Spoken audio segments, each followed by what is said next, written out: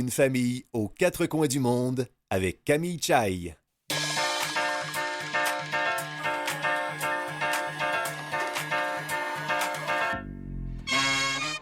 Bonjour, ici Camille Chai. Dans cet épisode, un épisode qui me rend encore une fois très fébrile. Je ne sais pas si je vais redire cette chose à chaque début d'épisode, mais peut-être que oui. J'ai encore une fois le plaisir de recevoir une personne de plus avec nous dans le studio. Donc, j'ai ma mère Julie Langlois et ma sœur Ketia Chai avec moi. Mais se rajoute à nous notre père Alain Chai. Alors, mon père qui va venir nous parler de ses souvenirs d'enfance avant d'avoir quitté le pays où il habitait, donc le Cambodge, avant l'arrivée des Khmers rouges. Donc, on va parler un peu de souvenirs ou d'un contexte de guerre, plus ou moins, mais à travers les yeux d'un jeune homme de 12 ans à l'époque. Voilà, exactement. Et j'ai envie de souligner avant tout que c'est la première fois que mon père fait une entrevue à la radio. Donc, je pense que t'es chanceux, mon papa, d'être entouré quand même de ta femme et de tes deux filles pour ta première émission. Merci Camille, merci. Allez, on commence tout de suite. Vous écoutez Une famille aux quatre coins du monde.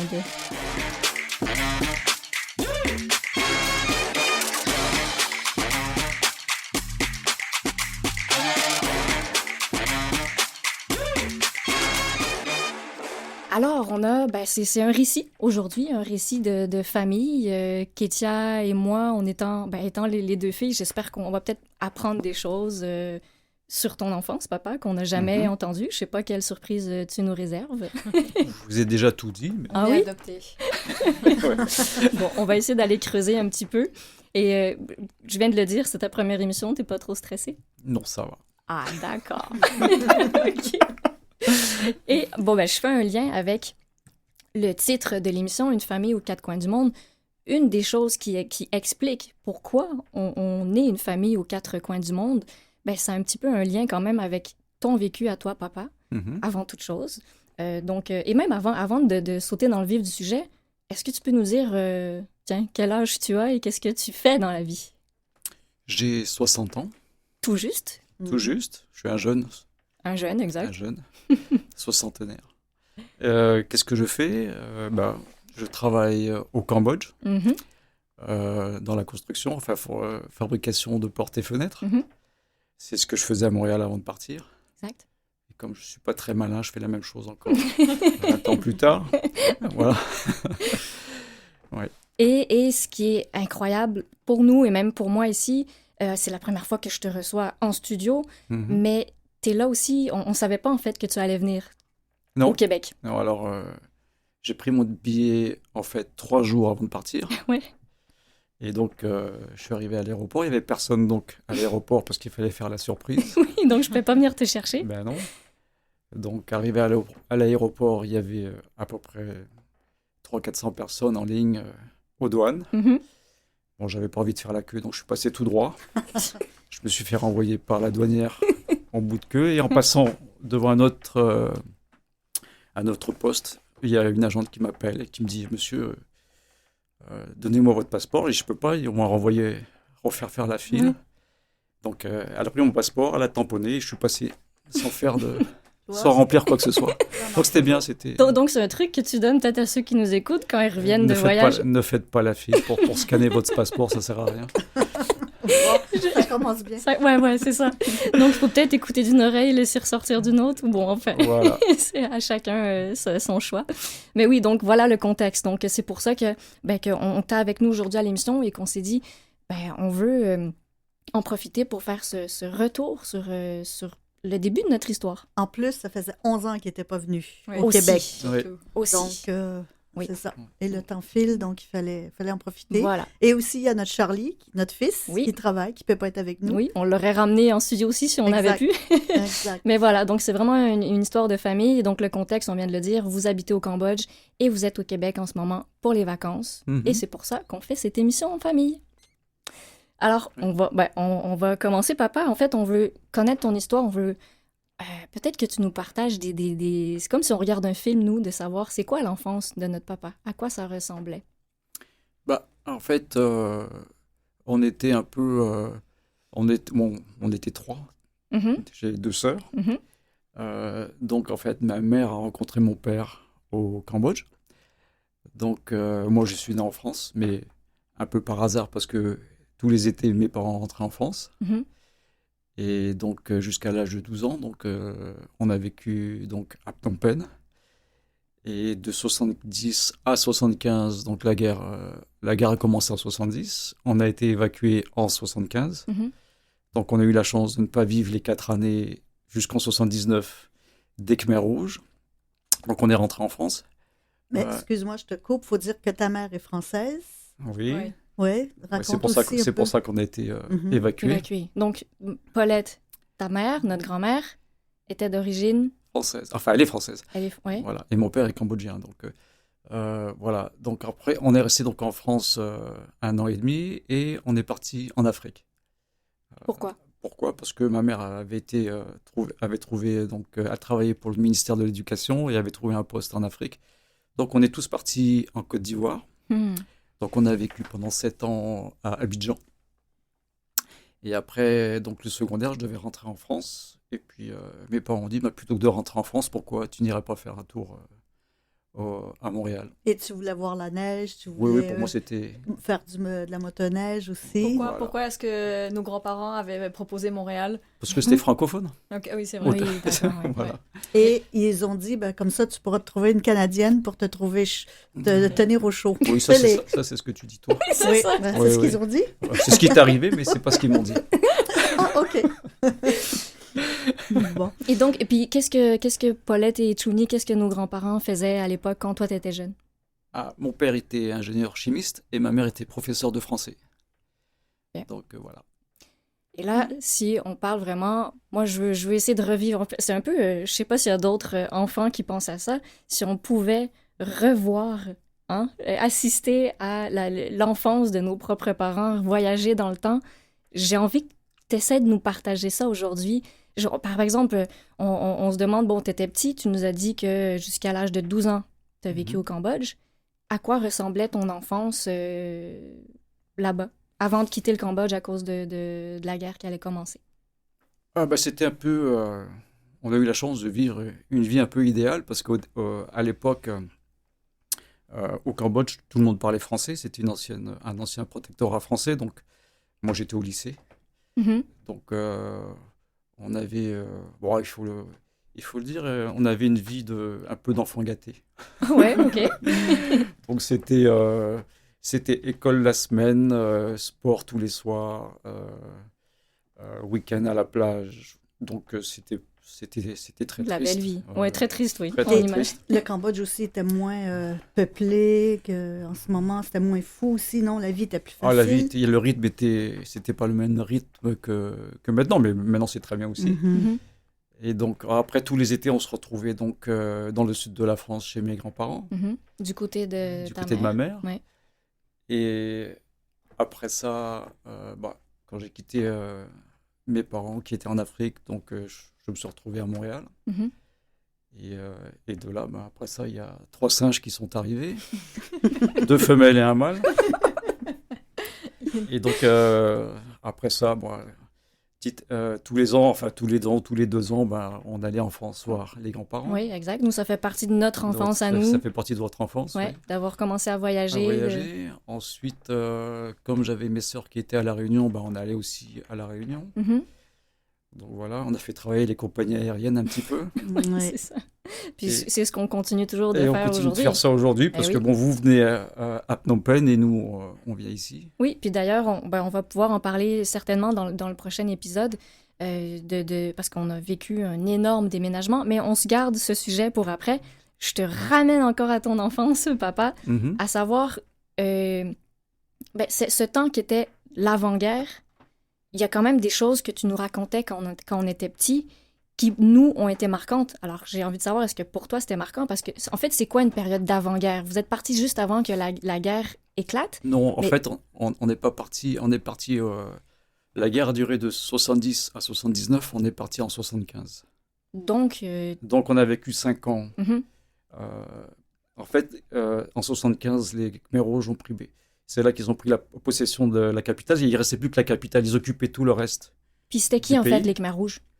C'était une armée qui avait été montée contre le gouvernement de Actuel, l'époque. ouais. Oui, De oui. l'époque. Ouais.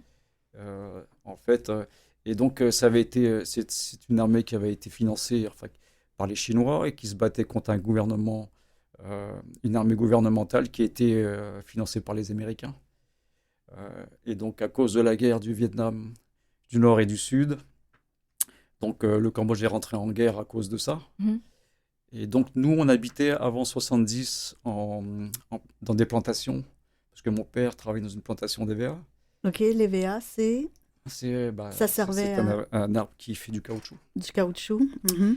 Et donc en 70, quand la guerre a démarré, donc on a quitté, donc ça se situe environ à 200 km de la capitale, donc Où vous habitiez, tu dis? où on habitait. Ouais. C'était quelle ville d'ailleurs? Ça s'appelait Kampong Cham. OK. Et donc on est rentré sur Phnom Penh, et ensuite jusqu'en 75 où la ville est tombée, donc on a été évacué. Donc, c'est ça. Est-ce que vous sentiez... comment était la vie? Ouais, est-ce qu'il y avait du danger? Est-ce que Alors il y avait du danger. Il y avait du danger, mais on vivait on dirait sans peur du danger. Même si il y avait des bombardements, en dehors de ces périodes de bombardement, tout se passait. On vivait comme s'il se passait rien en fait. Mais il y avait des couvre-feux aussi? Ouais, il y avait des couvre-feux quand il y avait des attaques, quand il y avait des bombardements, il y avait des sirènes. Il fallait se cacher, enfin se cacher, se protéger. Ce que tu nous racontais quand même quand il y avait justement, dans la ville, le rond-point où tu avais cette odeur vraiment... Oui, parce qu'en fait, l'armée des Khmers rouges, de temps en temps, rentrait et faisait des attaques sur la ville. Et là, il y avait des combats, ça se passait souvent la nuit. Et donc, après ça, bon, évidemment, il y avait des morts sur les lieux de combat. Mhm. Puis ça, c'était en pleine ville, les lieux de combat, c'était... Pas toujours en pleine ville, mais des fois, quand ils rentraient, oui. OK. Et donc, après ça, ils entassaient les morts, donc là où il y avait des combats. Et donc, le temps d'évacuer tout ça, c'est... Donc toi, tu étais un petit garçon de 10 ans. de 10 ans, et puis tu te baladais, puis tu voyais ça, tu avais l'odeur, tu as ces souvenirs quand même. Ouais. Puis on dit l'odeur, mais l'odeur... L'odeur des des cadavres Bah qui, oui. qui pourrissent au soleil, avant d'être Mais ramassés. toi, ça n'a pas été marquant pour toi tellement cette... Après, en tant qu'enfant, on vivait quand même assez confortablement. Donc, en dehors de ces périodes-là où il y avait un danger, dès que c'était passé, tout revenait à la vie normale. Donc, Et toi, donc, tu as aimé les avions, les hélicos, les roquettes aussi, tu collectionnais ça. Donc, ouais, après, comme Oui. j'étais... Bon, après, c'est un grand terrain de jeu pour ouais, toi. c'était un tout terrain ça. de jeu. C'est ça. Donc, il y avait du danger, mais c'était un peu un show, quoi. Malheureusement. Hein. Mais c'est comme ça que toi, tu le voyais, Oui, en tout dans cas. Je ne voyais pas comme ça, mais je veux dire, la nuit, pendant que tout le monde dormait, je montais sur le toit pour voir les bombardements, parce qu'on voit les hélicoptères qui bombardaient, qui tiraient et tout. Donc pour moi, c'était Tu montais sur le un toit de la show maison. de la maison. Donc, Tes après, parents savaient? Étaient au courant de ça ou pas? non, ils dormaient. Évidemment. Mais donc, oui, voilà. Donc on vivait comme ça se passait. Mais quoi. donc, l'école avait lieu, tout le monde se L'école avait lieu. Donc il y avait des cours au lycée jusqu'à 75 où tout s'est arrêté et tout le monde a été évacué. Et donc, personne ne pensait que ça arrivent à cette catastrophe-là, non? Il y avait des signes, mais... Oui, il y avait des signes parce qu'ils ont fini par occuper tout le pays. Donc il ne restait plus que la capitale qui était défendue. Donc à un moment donné, ça allait tomber. Mais quand tu dis qu'ils occupaient le pays, est-ce que vous sentiez cette présence? Est-ce qu'il y avait carrément des soldats que vous voyez dans les rues? C'était quoi un peu l'ambiance? Il y avait les soldats de l'armée gouvernementale, mais je veux dire, on ne pouvait plus sortir de la ville. Parce que tout le reste était contrôlé par les Khmers rouges. Puis les Khmers rouges qui aussi étaient entre autres dirigés par Pol Pot. Exact. Qui était un peu à la tête de tout ce massacre. Par la suite, les 4 années qui ont suivi. Oui, voilà, de 1975 à 1979. C'est ça. Et quand tu disais que, bon, vous avez eu une très belle vie, vous étiez, vous étiez gâtés par vos parents et par la vie aussi. Oui. À quoi ressemblait votre maison? C'était quoi l'ambiance? C'est quoi tes souvenirs à toi? Mes souvenirs, on habitait... en fait, j'habitais pas très loin de l'école. Et... donc, à côté de l'école aussi, il y avait un centre sportif où on pouvait pratiquer tous les sports. Donc, on passait notre temps entre la maison, l'école et ce centre sportif-là où tout le monde se retrouvait le soir. Donc, on jouait au tennis, on se baignait Et la fin de semaine, on allait souvent à la plage. Donc, c'était très agréable. Oui, toi, c'est tes souvenirs que tu as gardés, même après, bon, il y a eu la guerre, tout ça. T'as toujours eu, t'as gardé, en fait, dans ta tête et dans ton cœur, ces souvenirs de c'était ton pays, quoi. C'était ton pays où il faisait chaud, il faisait beau. Oui, il y avait donc cette partie-là. Et puis, il y avait aussi tous les étés en France, dans le sud, où c'était aussi toute la famille, donc les cousins, les oncles et les tantes. Donc, voilà. Partagé entre deux mondes, mais où c'était... On a l'impression que c'était la fête constamment, quoi. Ouais, puis c'est fou de t'entendre dire ça aujourd'hui. D'être dans plusieurs pays où il y a toujours un peu de famille, que ce soit la fête. C'est fou comment nous, aujourd'hui, étant adultes, on revit encore cette chose. C'est fou de se dire que toi, dans ta jeunesse, tu as vécu ça. Et le fait que tu aies voyagé ailleurs, que tu t'aies fait tes études ailleurs, que vous vous soyez rencontrés tous les deux, ça fait que nous aussi, on a un peu une finalement, enfance. On a toujours un peu entendu ces histoires, on a toujours eu un peu cette ouverture sur le monde. Ces couleurs différentes qui toujours nous attiraient. Donc, puis c'est vrai, Kétia, parce que nous, on connaissait pas le Cambodge du tout, évidemment, mais on t'a entendu un peu nous en parler, mais pas plus que ça, au final, mais on sentait quand même cette présence par les objets qu'il y avait à la maison. On voyait quelques photos, par exemple, de toi au temple d'Angkor Wat.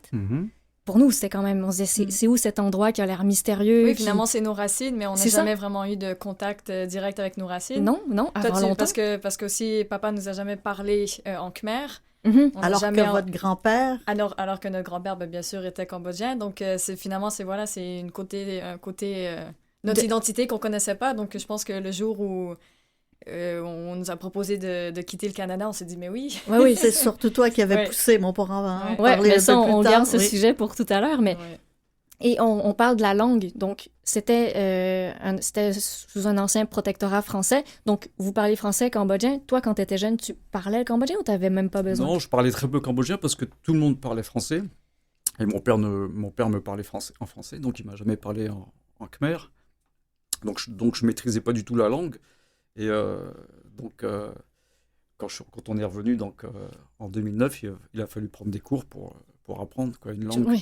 Une langue que j'avais entendue, mais que je n'avais jamais parlé finalement. Incroyable. Ouais. Et moi, j'aimerais faire un retour dans le passé, quand Alain était petit. Comment finalement comment se déroule votre sortie, votre départ du Cambodge? Qu'est-ce que, à partir de c'était quoi le moment décisif où on dit, OK, moi là, on quitte tout? Comment ça se déroule? Nous, on a du point de vue politique et du point de vue du conflit, on est arrivé à une limite, c'est-à-dire que de plus en plus, l'étau se resserrait, on ne pouvait plus sortir du tout. Les approvisionnements commençaient à être difficiles. Les bombardements s'intensifiaient. Donc là, l'ambassade de France a décidé d'évacuer tous les Français qui restaient à Phnom Penh. Ça a été communiqué comment, ça? De la part de l'ambassade? Comment vous recevez cette information? La communauté est assez petite. Tout le monde communique. Et puis tout le monde est de toute façon... Tout le monde est tout courant, Sur le qui-vive. Sur le qui-vive. Donc on a été évacué sur Bangkok. On est resté en Thaïlande après... à Phuket pendant un mois en attendant de voir ce qui allait se passer. En fait, ta mère seule est partie avec vous. Avec nous, oui. Donc, et après ça, l'ambassade de France à Bangkok a décidé de ramener tous les Français sur Bangkok et du Cambodge, et tout le monde est parti sur Paris. Est-ce que, je veux dire, oui, c'est les Français, mais tout le monde n'avait pas un plan B qui était d'avoir un appartement ou une maison en France? Oui, après ça, ça a été la démerde. Vous étiez donc nous on avait de la famille, donc on était reçus par la famille, puis après ça... Et puis vous quittiez le Cambodge on est parti avec un sac à dos. Est-ce que tu te souviens de cette journée-là? Qu'est-ce que Quand on est parti, tout le monde pensait pouvoir revenir. Enfin, plus ou moins. Ouais. Donc on est tous partis de chez nous, évacués, c'est-à-dire que tu prends un sac, tu mets le nécessaire pour partir, et puis c'est tout. Donc tu es dans l'avion avec un sac à dos. Et après ça, tu restes... après de Bangkok, tu pars sur Paris avec le même sac à dos. Donc on est arrivé en France en fin février. Donc il neigeait à Paris. Et nous, on était en sandales. Et vous aviez laissé 2 chiens derrière aussi. Dans la tête d'un enfant, c'est quand même... Et cousins, cousines, ton père aussi. Toute la famille du côté de mon père. Mais est-ce que c'est... Parce qu'on creuse quand même dans un moment, une période de l'histoire. Est-ce que pour toi, ça fait quoi d'en parler? Est-ce que tu es détaché? Est-ce que tu as fait le deuil? Ou est-ce que c'est quelque chose qui vient encore te travailler sentimentalement ou... Du point de vue... c'est-à-dire que nous, on a eu la chance, contrairement à d'autres familles, mon père a pu nous rejoindre. Ou il y en a qui ont été séparés. Il y en a qui ont été... C'est-à-dire que comme il y avait beaucoup de couples mixtes, il y a des pères qui sont restés, parce que mon père travaillait donc, à Phnom Penh. Et lui, ma mère, quand on a su qu'on était évacués sur Paris, ma mère a dit à mon père, viens avec nous, puis tu reviendras après, tu nous accompagnes. Mais il y a plein de familles où les pères n'ont pas pu partir. Donc ces familles-là ont perdu leur père. Donc nous, on a eu le privilège d'avoir notre père. Donc, mais alors que Chouni n'a pas pu prendre l'avion que vous avez pris quand vous avez quitté. Lui, il a pris le dernier avion qui quittait Phnom Penh, qui décollait en fait. Avant que l'aéroport soit... Après, ils ont fermé l'aéroport parce que l'aéroport a été bombardé, il ne pouvait plus décoller. Donc là, c'est terminé. Cloisonné. Ouais. Donc il a eu la chance aussi de monter dans cet avion-là. Autrement, il ne savait pas lui que c'était le dernier avion. Ah oui. Puis est-ce que tu te souviens avec tes deux sœurs, qu'est-ce que vous vous disiez? Parce que, mais tu n'es pas conscient quand tu es petit de ça. Ouais, non, parce que toi, tu vis ta vie normale. Tu suis ce que les parents vous disent.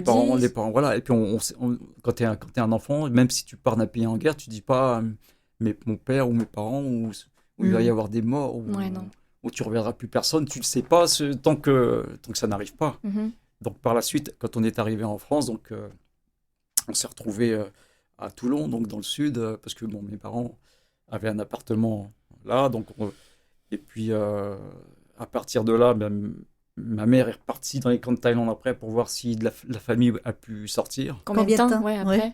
Elle est partie 1 an et demi après. Oh, quand même. Donc vous êtes resté 1 an et demi dans l'attente de savoir si les autres... les membres de la famille ont pu sortir, parce qu'en fait, les gens s'enfuyaient vers le Vietnam ou vers la Thaïlande. Et il n'y avait plus de communication. Il n'y avait plus de communication du tout. Ce qui était dit, ce n'était pas nécessairement la vérité non plus. Ils disaient qu'ils reconstruisaient le pays. C'est ce que les Khmers rouges aussi ont dit à la population. Oui. Ils ont évacué les gens de Phnom Penh, entre autres, des grandes villes. Exact. Et ils ont dit... On part à l'extérieur, comme il y avait le conflit, comme tu disais, les Vietnamiens, les Américains, ils ont dit, nous, on est là pour faire le ménage. On va nettoyer la ville. Donc, sortez tous de vos maisons. Les gens étaient tous sortis de force à la campagne. À la campagne. Donc, ils ont dispersé les gens de partout. Et ils ciblaient surtout les gens intellectuels, les gens aisés, parce que c'était plutôt communiste, leur idéologie. Donc, attends, mais c'est intéressant parce que on a lu des livres, évidemment, après sur le Cambodge. Oui. Qui avait pour titre Tu vivras mon fils. Ouais, de l'auteur, c'est Pinyatai, qu'on a eu la chance d'aller voir en conférence quand on est arrivé au Cambodge après. Mais donc, ça, c'est l'histoire d'une personne parmi tant d'autres. Mais c'est incroyable de se dire que... Parce que là, c'est intéressant pour que les gens comprennent. Tu parles des gens qui étaient plus éduqués ou qui étaient plus... Pourquoi? Parce qu'en fait... Quand tu dis à des personnes, sortez de chez vous, sortez de la ville, il faut qu'il y ait un motif qui soit assez fort pour que les gens acceptent de quitter leur propre maison et d'accepter d'aller...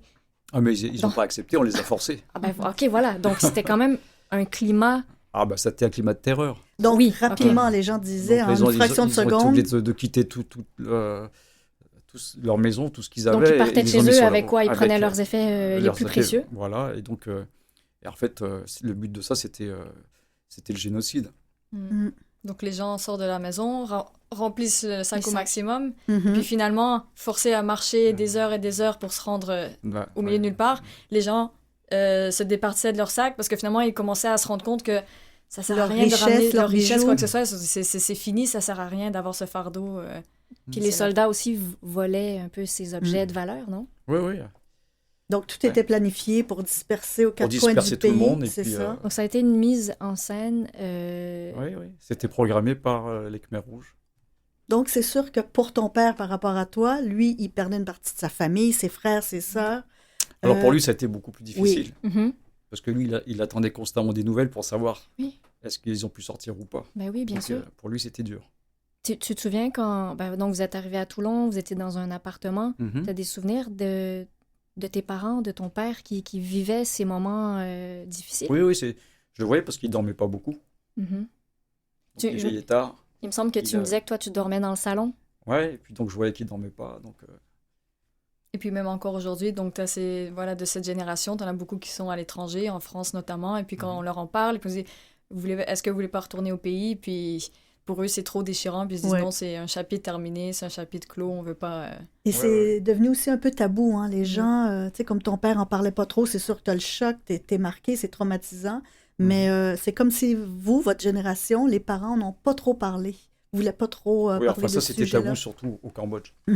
Après, à l'étranger... toute la diaspora en parlait, mais bon, c'était un moment difficile à passer. Mais moi, je me souviens quand on est arrivé au Cambodge, ou même quand on était à Montréal, que tes parents étaient là, on allait dans des restos, Khmer, et on voyait d'autres Khmer qui étaient curieux en disant « Mais toi, tu viens d'où? T'es la famille, t'es de quelle famille? » pour essayer d'avoir des informations, à savoir « Oui, ma sœur est toujours là-bas » ou « T'es partie dans un camp en Thaïlande, elle est partie en Australie. » Donc, c'était toujours la course aux informations. Hein, que tous les Khmer, il y a comme une solidarité, même à l'extérieur, même maintenant. Il y a toujours, je remarque, une curiosité. C'est vrai. Non, et est-ce que, donc, tu dis que ta mère, 1 an après, est retournée dans les camps en Thaïlande, parce qu'il y avait les camps de réfugiés. Donc, elle est allée dans les camps pour voir si elle pouvait retrouver des membres de la famille. Puis comment elle pouvait savoir ça? Je veux dire, c'est quoi? Il y a des adresses d'un camp de réfugiés? Oui, il y avait les camps de réfugiés à la frontière. Et donc, en allant dans les camps et en demandant les listes des réfugiés, tu pouvais avoir les noms. Donc, il y avait les noms et des fois, il y avait des photos aussi, non? Oui. Donc, elle est allée pour vérifier toutes ces listes-là. Est-ce que... là, j'aimerais tellement lui poser la question à elle, qui est au ciel aujourd'hui. Comment vous pensez qu'elle devait se sentir? De se dire, tu retournes dans le pays, tu vas chercher, tu essaies de regarder des images pour voir si tu reconnais des membres de ta famille. Et tu veux savoir sans trop savoir aussi. C'est ça. Est-ce que tes parents t'en ont reparlé après, quand vous étiez plus vieux? Ou comme on disait, c'est resté tabou? Non. Non, ils en ont parlé, mais après... Une fois qu'on en avait parlé, on n'en reparlait plus, quoi. Donc, ça fait partie de l'histoire. On laisse ça derrière. Bon, on va prendre une petite pause, le temps de se remettre un peu nos émotions. On se retrouve après.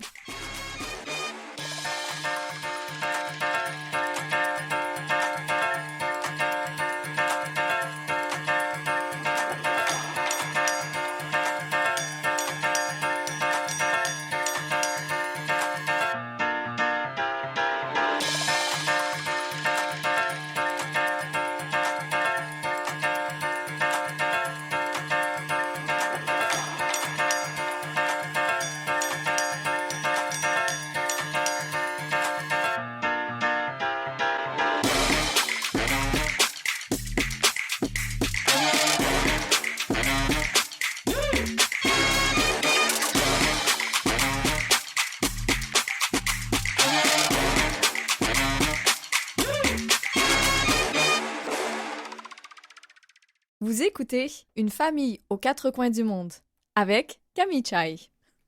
Et oui, Camille Chai, je suis toujours avec vous et toujours avec mon père, ma mère et ma sœur. Donc, petite remise en contexte, on va se le dire, ça nous donne un petit peu la chair de poule de parler d'un sujet qui est quand même un peu lourd et triste. On parle de la guerre, j'aimerais bien mettre un petit peu de couleur et de souvenirs peut-être un petit peu plus joyeux malgré tout. Ça permet de faire un clin d'œil aussi à comme quoi, peu importe ce qu'on vit dans la vie, et on peut vivre des moments plus difficiles, il faut toujours essayer de rebondir et d'aller chercher le beau malgré tout. Est-ce que toi, c'est quelque chose, je veux dire, après, tu as vécu ça étant jeune, étant devenu un adulte après, est-ce que le fait d'avoir vécu ça, t'a permis de relativiser ou d'être plus armé dans la vie?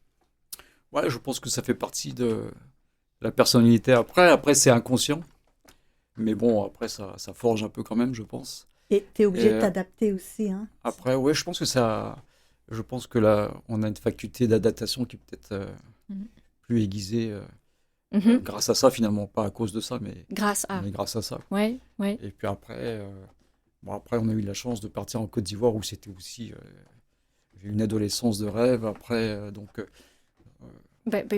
parlons-en aussi de la Côte d'Ivoire. On est là pour parler de voyage. Est-ce que c'était différent, l'Afrique du Cambodge? On parle de l'Afrique, de l'Asie. C'était très différent de l'Asie. C'était la seule chose, la chose commune qu'il y avait, c'était le climat. C'est un climat tropical. Oui. Donc, pareil, hein, toujours un caleçon au bord de l'eau. Donc, c'est merveilleux. Voilà. Et puis donc. Et puis c'était l'adolescence. Donc l'enfance, c'était le Cambodge. L'adolescence, c'était L'Afrique. c'était l'Afrique. C'était génial. C'est quoi tes bons souvenirs? Mes bons souvenirs, c'est que j'allais à l'école en moto et puis des fois j'oubliais la route de l'école.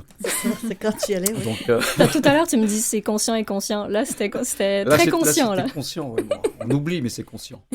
Donc on se retrouvait à la plage au lieu de se retrouver à l'école, C'est à pas la mal, pêche ça. ou à faire du ski nautique au lieu d'aller en cours. Et tes parents ouais. disaient, oh, mais t'es bronzé aujourd'hui, toi. Hein? Oui, des fois ma mère, quand je rentrais le soir, me disait, mais t'es bien bronzé. Alors, j'ai dit, bon, on a eu gym, on a eu éducation Physique. physique, donc on était dehors. On était vraiment dehors en fait. Et tiens, t'étais comment en tant que petit garçon? Très sage. Ça, oui, sage, Ouch. sage comme une image. Bon, ça Ouais. veut tout dire. Je n'irai pas plus loin. Je n'essaierai pas de creuser. Donc, t'as appris très jeune à conduire la moto. Oui. Donc j'ai fait de la moto très jeune. Donc on a fait des virées sur tout le littoral de Côte d'Ivoire. Donc c'était tous les week-ends aussi pareil. Donc avec les copains à la plage, les parents qui arrivaient en voiture, nous on partait en moto. Et puis ce qui était bien, c'est que ce qui est encore un peu toujours comme ça, c'est que tout le littoral n'est pas développé. Donc, c'est la nature. Donc c'est la nature. Donc tu arrives, tu débarques sur la plage, tu t'installes là avec la tente, le hamac, et puis voilà. Et donc tu vis. Il y a pas d'hôtel, il n'y a rien. Donc tu es vraiment sur la plage avec la mer devant et les arbres derrière. Mhm. Et donc tu pêches. Il y a les villageois qui viennent nous voir, qui nous donnent du gibier pour manger. Et donc c'était vraiment une vie de nature. Et donc bon, c'était. Je me souviens, moi, quand je t'ai rencontré, puis tu me racontais un peu tout ça, ce qui m'avait épaté, c'est de savoir que vous aviez tout quitté quand vous êtes parti du Cambodge pour plus jamais revenir. Donc, vous avez perdu la maison, voiture et tout ça. Donc, vous étiez quand même détaché. Ça vous a obligé de vous détacher de tous les biens, là. Ça te détache de tout ce qui est matériel, en fait. Ça, c'est beau. Et puis oui, après, bon, tu attends des nouvelles des gens que tu espères revoir. Donc, Ouais. il y a cet aspect-là qui te fait réaliser que si les gens disparaissent, ben, il n'y a plus de vie. Alors que du matériel, c'est pas important, quoi. Mhm. Donc, Oui, c'est quand tu le perds, c'est pas ça qui te manque. Mais Bah perdre un membre de ta famille, on parle pas de la même chose, Voilà, on évidemment. parle pas, donc ça permet de relativiser tout ça. Exact.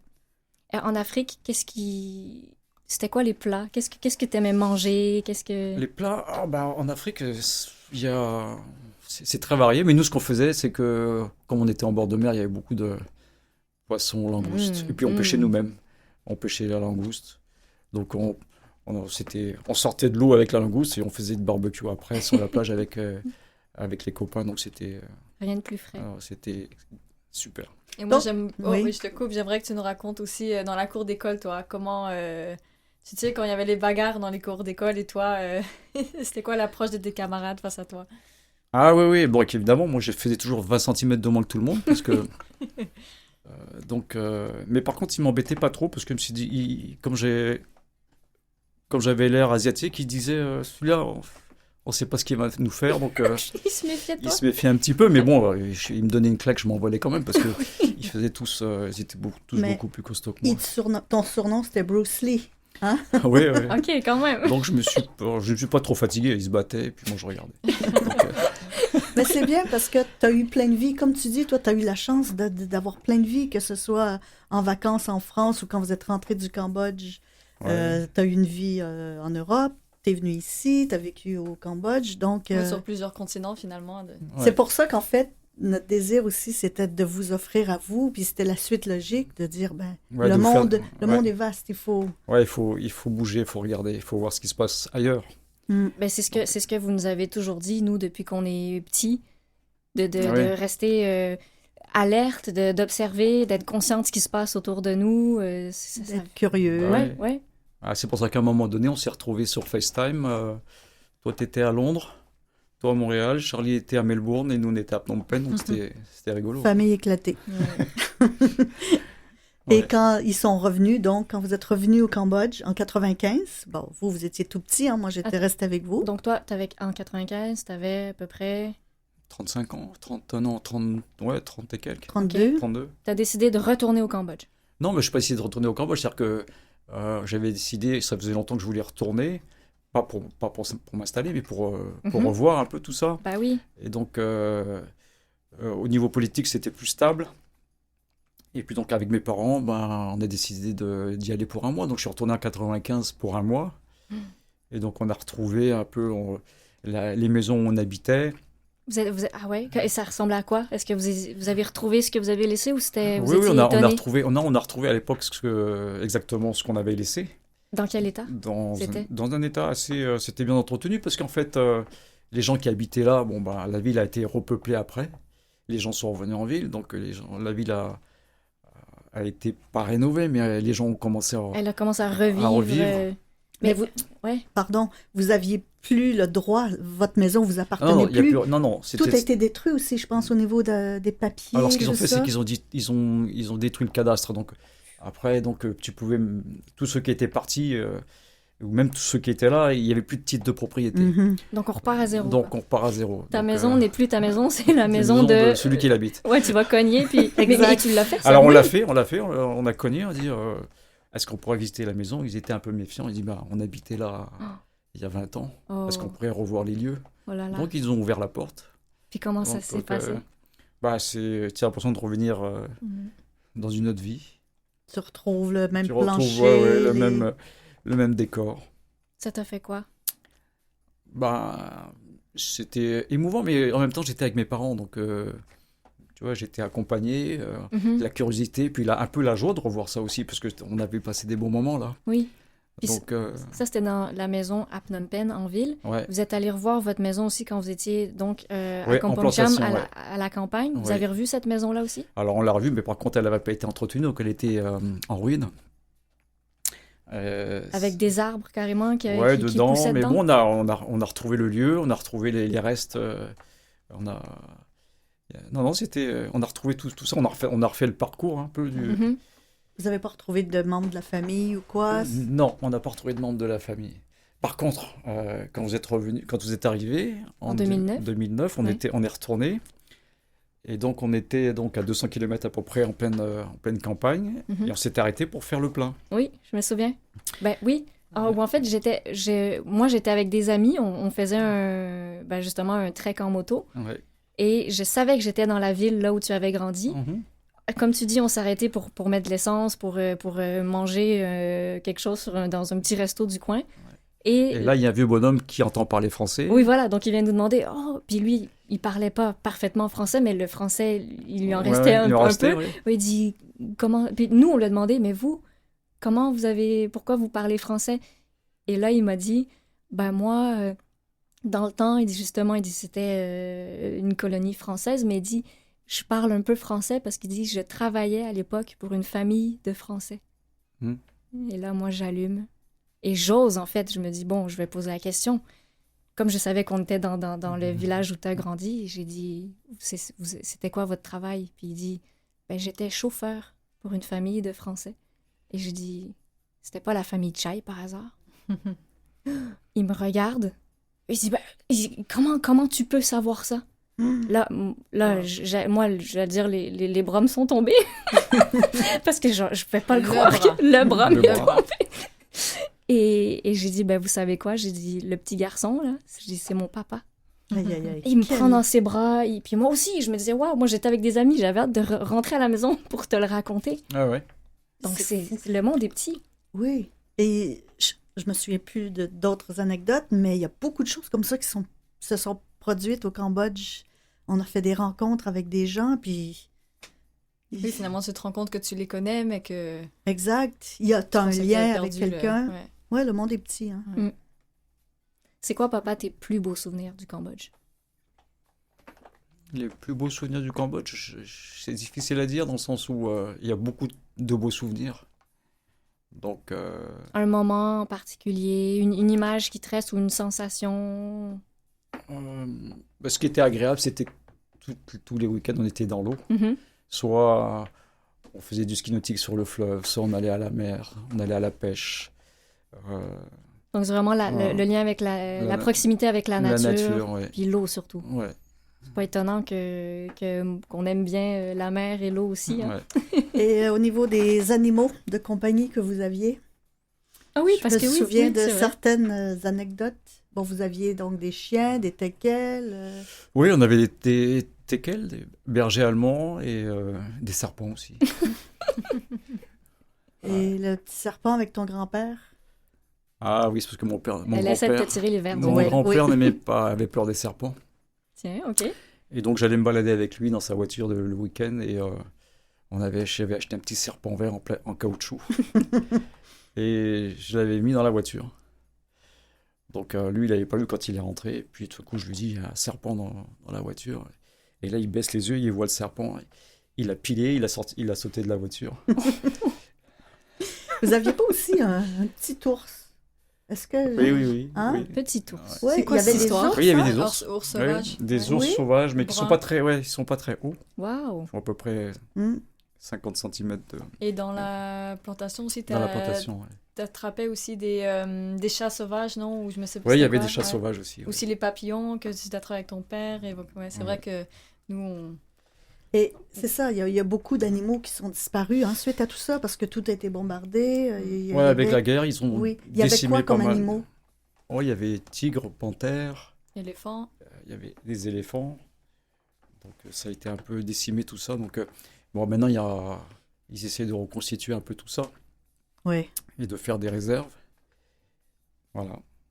Puis aujourd'hui, une personne qui retourne au Cambodge aujourd'hui, qu'est-ce qu'on peut retrouver de cette vie d'avant? Qu'est-ce qui reste du Cambodge d'avant aujourd'hui? Parce que le pays s'est beaucoup développé. Ouais, Mais- ça a beaucoup changé, surtout bon, depuis qu'on est revenu en 2009, 2023, donc ça fait 14 ans. Ouais. Maintenant, en 14 ans, on a vu un énorme changement. Oui, c'est sûr. Mais ce qui est encore appréciable, c'est que tu sors de la ville où c'est plus la même ville depuis 14 ans, et même depuis l'époque, et tu fais 10 km, tu te retrouves en pleine campagne, c'est la même campagne qu'il y avait il y a 50 ans, Mhm. donc t'as les mêmes paysages, les mêmes odeurs, l'humidité, la chaleur. Oui. Donc c'est exactement ça, là, ça n'a pas changé. Donc il y a un changement au niveau des villes, il y a un développement évidemment. Ouais. Ou c'est plus facile quand même à circuler, Et, ouais, pour faire c'est- Plus des de affaires. confort. Ouais. Oui, plus de confort. Il y a plus de confort, mais en même temps, les campagnes sont restées telles quelles. Une chance. Donc, ouais. Parce que, je veux dire, comment décrire la campagne du Cambodge? C'est tellement la simplicité à l'état pur. Bah, c'est un autre rythme Oui, que la ville. les gens sont dans des petites maisons sur Sur pilotis. pilotis, ouais. Parce que, ben, justement, À cause des inondations, parce que pendant la saison des pluies, l'eau monte assez haut. Ça dure. Même au de- niveau du fleuve, il y a une variation de 10 mètres à peu Mhm, près. mhm. Après, les rizières sont inondées. Et Donc, le Mékong aussi, le fleuve qui change de direction. De direction qui remonte vers le lac. Ça, c'est unique, hein? Ouais. Donc, explique-nous comment, c'est à quelle Bah, c'est période? le seul endroit où l'eau remonte vers... en fait, le lac, c'est un peu un réservoir d'eau. Mhm. Donc, quand l'eau monte, le courant s'inverse et au lieu de descendre vers la mer, il remonte donc vers le lac et remplit le lac. Donc, bon, il y a beaucoup de polémiques en ce moment à cause de ça, parce que justement, le courant a tendance à moins s'inverser, donc ça affecte la faune et la flore. Donc, comme il y a à peu près 300 000 personnes, et plus de 300 000 personnes qui dépendent Ben oui, de ce lac-là pour vivre. Oui. Donc, à cause de ce qui se passe au niveau écologique, donc il y a un peu de... Il y a quelques conflits qui arrivent là. Mhm. Parce qu'ils vivent beaucoup de la pêche. Oui. C'est ça. Non, c'est vraiment tellement un beau pays. Nous, c'est sûr que ça nous faisait rêver d'entendre toutes ces histoires. Hein, vous aussi. Ben, nous aussi, mais puis tu t'en as un peu parlé tout à l'heure, mais quand toi, t'as rencontré papa, tu sais, dans le premier épisode, tu disais que tu voulais justement Oui. quitter Valleyfield, que tu voulais voir plus que juste Valleyfield, tu avais envie de voyager. J'imagine que t'as dû Oui. lui poser plein de questions. Ça me faisait rêver. C'est ça, tout ce qu'il me racontait, les photos qu'il me montrait, sa famille, les week-ends, comme il disait, qu'il partait à la plage. Donc, c'est complètement une autre vie. Puis, en fait, papa t'a fait voyager. C'est Tout à grâce fait. à lui que t'as Tout fait à ton fait. premier voyage. Oui, C'était à quoi ton... 18 ans. Ben, moi, à 18 ans, je suis allée le rejoindre en France, dans le sud de la France. Donc, Mhm. Côte d'Azur, c'était merveilleux. Je me souviens, je prends cet avion-là. En pleine nuit, dans l'avion, ben, évidemment, c'était le changement de fuseau horaire. Mhm. Donc, moi, je regarde à travers le hublot et je vois le jour qui se lève, mais il était minuit pour moi, tu sais. tout excitée. Puis je voyais la fille à côté de moi qui était un peu blasée. Tu sais. Habituée de prendre l'avion, C'est ça, sûrement. C'est tellement une chance qu'on a de pouvoir changer de lieu, changer de pays. Donc, c'est ça, on s'est retrouvés dans le sud de la France. Tous les étés, on allait là pendant 1 mois et demi, 2 mois. Donc, c'était la belle vie. Ce qui fait qu'effectivement, de voir comment ses parents fonctionnaient, qu'ils rentraient d'Afrique pour revenir les week-ends, les étés. Donc, je me disais, je suis sûre que nous, si on a des enfants, c'est forcément, malheureusement et heureusement, ce qui va se passer. Le monde, on n'aura pas de frontières, puis on va vraiment chacun faire notre vie. Puis ça se passait comment pour vous à l'époque? Parce que, donc, tu dis que tu allais rejoindre papa quand lui était déjà en France. Toi, tu partais du Québec. Il y avait des moments où, donc, vous étiez pas ensemble. Comment vous communiquiez? Parce qu'aujourd'hui, on a les téléphones, mais pour vous, c'était... On pleurait beaucoup. C'est triste. Non, vous avez vu notre pile de lettres qu'on s'envoyait. Oui, c'est vrai qu'on est tombé sur ça, oui. En fait, c'est tellement loin, mais pour nous, ça nous paraît tellement près. Tu sais, maintenant, avec Internet et tout, c'est plus du tout la même façon de communiquer. Mais les lettres qui prenaient je ne sais plus combien de temps avant d'arriver, les appels téléphoniques, ça durait 2-3 minutes, puis c'était « Bonjour, ça va, il fait beau » et tout ça, on raccroche parce que c'était cher à l'époque. Oui. Oui, c'était moins facile. Même pour tes parents qui, eux, ont vécu ça. Hein. Les enfants, eux, ils étaient en Afrique pendant que vous faisiez votre vie, soit en France, soit ici au Canada. Ben, c'était difficile pour eux d'avoir le contact, alors que maintenant, nous, en étant au Cambodge et vous, en étant ici, au moins, il y a ça qui... C'est notre cordon ombilical, hein, Internet. Oui. Heureusement qu'on a ça. Oui, sinon, ce ne serait pas pareil. Hein. Tout à fait. Mais, donc, tu as découvert la France avec papa, tu as découvert après l'Afrique? Oui, je suis allée 2 fois en Afrique, en Côte d'Ivoire, ce qui était un rêve aussi de découvrir l'Afrique. C'était fantastique. C'était un monde... Qu'est-ce qui t'a marqué de ces voyages? En fait, moi, c'était la découverte des gens. Quand je suis arrivée en Afrique, les premières fois, tu es en plein décalage. Je voulais aller dans la rue et je voulais rencontrer tous les Africains. Et le matin, il faisait chaud, je me souviens. Puis il y a l'Africain qui passait dans la rue. Il y a pamplemousse, il y a hanana. Et là, il vendait ces choses. Donc, moi, c'était ça. Puis les Africains sont tellement souriants, sont tellement gais. Donc, c'était... Puis, quand on parle de kéké, parce que toi et moi, ce qu'on voyait de ça, à la maison, ils avaient effectivement des cadres ou même des vêtements, les boubous, qu'ils ont les longues robes avec les tissus africains, avec des sacs. Vous avez ramené plein de sacs aussi, qu'on a encore à la maison. Donc, ça fait... Oui, pour vous, ça fait partie de votre enfance. Donc, vous avez toujours eu cet intérêt-là parce que nous, c'est ça. C'est du voyage, la découverte de nouvelles cultures, de l'envie de découvrir... découvrir autre chose. Et on n'avait pas cette peur-là, parce que comme toi, tu avais vécu ailleurs, on dirait que ça démystifie tout. Que quand tu n'as jamais voyagé, tu imagines peut-être que c'est pire que c'est.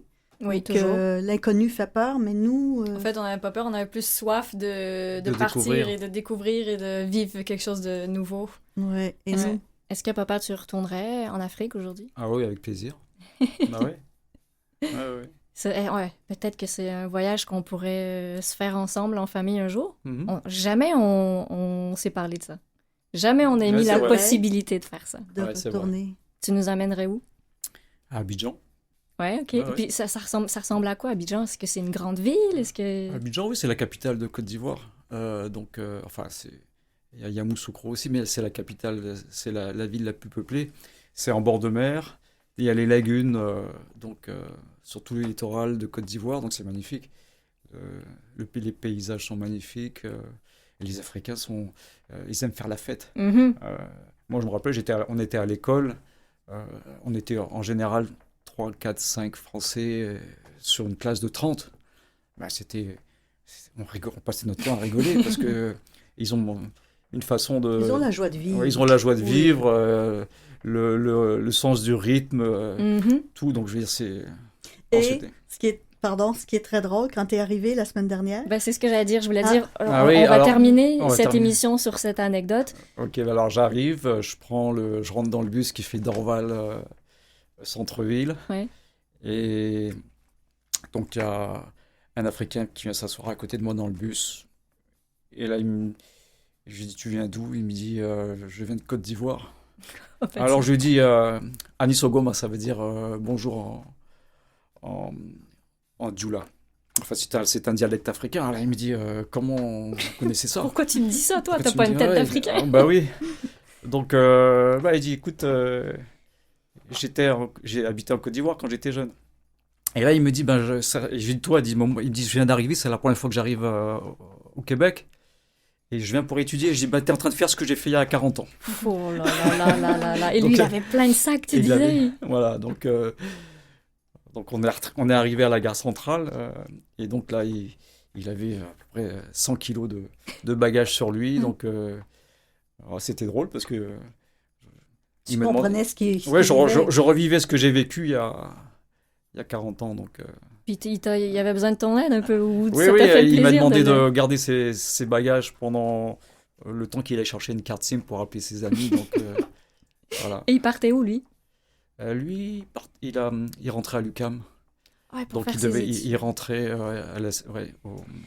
Et tu te souviens quand tu es arrivé à Montréal, toi, puis que tu as pris l'autobus pour aller à Valleyfield, où tu devais habiter, faire tes études, complètement perdu avec l'accent aussi, l'adaptation de... Hein? Donc c'est une histoire qui se répète. Ouais. Incroyable. C'est vrai que c'est des bons moments. Et c'est comme si c'était hier, en plus. C'est ce qu'on se dit souvent, c'est que la notion du temps, est-ce que de voyager, on peut voir que le temps passe beaucoup trop vite? Ouais, ça passe très vite. Très, très vite. En plus de ça, ça faisait 10 ans que j'étais pas revenu. J'ai retrouvé des amis, j'ai l'impression que c'était hier. Oui, exactement. On s'est retrouvés avec des amis avec qui on a passé beaucoup de temps. Et on a l'impression que c'était il y a 6 mois ou 1 an, ça fait 10 ans. Donc c'est... Comme quoi, peu importe, voilà, le temps, on peut être souvent séparé de nos amis, de la famille. Il y a du temps qui passe. Mais les vrais amis restent. Et voilà. Donc, à travers tout ce que tu nous racontes, c'est l'humain qui est le plus important. La famille, l'humain. Oui. À travers, on parle de guerre, on parle de deuil, de la perte, on parle du beau aussi, de la découverte. On parle de joie, oui, bien sûr. Joie aussi, malgré tout. C'est un peu tout ça, quoi, la vie du voyage. Puis, en fait, on vous laisse pas comme ça sur le sujet du voyage parce qu'on a un autre épisode où on vous parle encore d'une autre expérience de voyage. Donc, j'espère que... Non, je reviens pas, moi. Tu sais quoi? T'as pas le choix parce que t'es ici dans le studio et ça va continuer. Mais oui, donc c'est notre plaisir de vous partager ces petits récits d'aventures de famille. Je vous en dirai pas plus, en fait, je vous garde tout ça pour le prochain épisode, mais merci infiniment d'être avec nous, c'est très spécial, en fait, c'est pas commun pour nous de nous retrouver tout le monde, donc je pense qu'on est tous un peu déstabilisés d'être en famille, en studio. Oui, on n'a pas le choix, tu nous as forcés, donc on est venus. C'est ça. Voilà. Mais merci papa d'avoir pris le temps de retourner un petit peu dans tes souvenirs, mais dans tes beaux souvenirs au final. Mais moi ça me fait plaisir de voir où travaille ma petite cocotte. C'est trop mignon. Merci maman. Ça me fait plaisir. Merci Kéké. Ben oui, demain, ça fait plaisir. C'est excellent. Et merci à vous aussi, chers auditeurs, d'être avec nous. Vous pouvez nous retrouver toujours sur toutes les plateformes de diffusion de balado.